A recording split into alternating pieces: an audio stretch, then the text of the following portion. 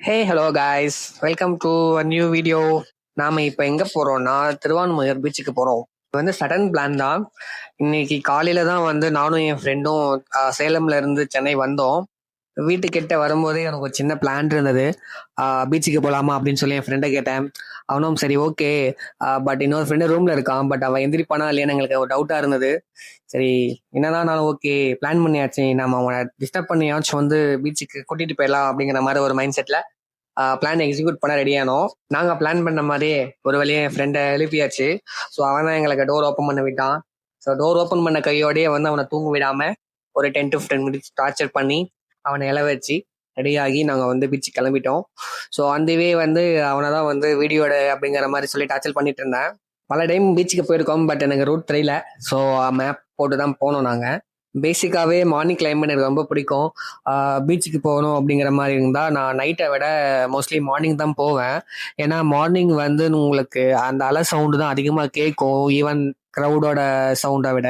So நல்லாயிருக்கும். ஏன்னா நீங்கள் வந்து ஏர்லி மார்னிங் சன்ரைஸுக்கு பீச்சில் போயிட்டு வந்து விசிட் பண்ணி பாருங்கள். கொஞ்சம் டைம் ஸ்பெண்ட் பண்ணுங்கள். ஸ்பெண்ட் பண்ணிங்கன்னா உங்களுக்கு அந்த மார்னிங்கோட அந்த சில்னஸ் அலை சவுண்ட் அது வந்து உங்களுக்கு ஒரு நல்ல பீஸ்ஃபுல்லாக இருக்கும். ஸோ ஒரு வழியா நாங்கள் எல்லாம் 3 பேர் போகிறோம். நாங்கள் 3 பேரில் நானும் என் ஃப்ரெண்டும் நல்ல டீ அடிக்ட்டு. இன்னொரு பையன் டீ குடிக்க மாட்டான். ஸோ நான் டீ கடை இருக்குமா அப்படின்னு தேடிக்கிட்டே போகிறேன், பட் எனக்கு பெருசாக எதுவும் கிடைக்கல. ஸோ அது இல்லாமல் ரோடில் கான்சன்ட்ரேஷன் இருக்கிறதுனால என்னால் அதையும் பார்க்க முடியல. டீ கடை வரும்னு பார்த்தா நான் சிக்னலில் மாட்டிக்கிட்டேன். So after that Thiruvanmiyur bus ஸ்டாண்டை தாண்டுறோம் நம்ம.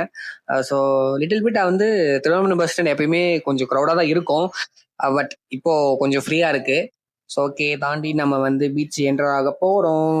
மோஸ்ட்லி வில்லேஜ் சைடு வந்து இந்த மாதிரி பார்த்தீங்கன்னா உங்களுக்கு இந்த மாதிரி நேரோ ரோட்ஸ், 2 பக்கமும் ட்ரீ நிறைய இருக்கும். ஸோ எனக்கு அந்த சினேரியோ ரொம்ப பிடிக்கும். பட் இதுவும் அதே மாதிரி இருக்கிறதுனால எனக்கு லிட்டில் பிட் நான் வந்து ஊருக்கு ட்ராவல் பண்ணிட்டு வந்துட்டேன்.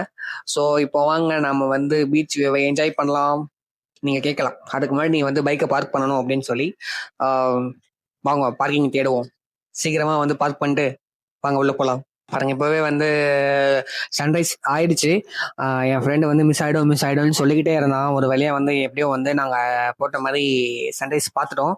அப்படியே சன்ரைஸ் பார்க்குறப்போ ஒரு குட்டி டாக் ஒன்று அப்படியே வாக்கிங் போயிட்டு இருந்தது, கியூட்டா அழகா.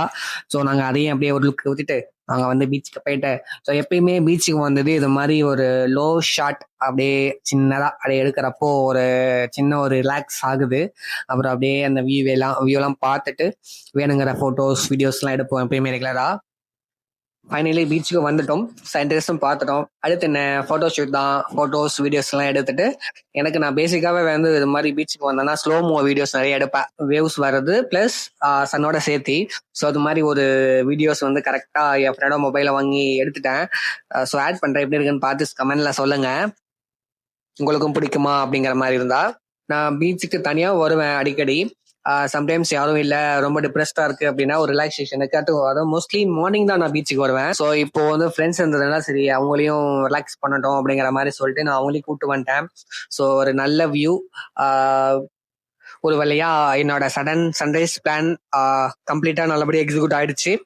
ஸோ இன்னைக்கு அடுத்த பிளான் என்ன பண்றோம் அப்படிங்கறத நான் உங்களுக்கு வந்து பார்ட் 2ல சொல்றோம். ஏன்னா நாங்க பீச் இருந்துட்டு நிறைய யோசிச்சுட்டு இருக்கோம் என்ன பண்ணலாம் அப்படின்னு. உங்களுக்கு வந்து நான் பார்ட் 2ல அப்டேட் பண்றேன்.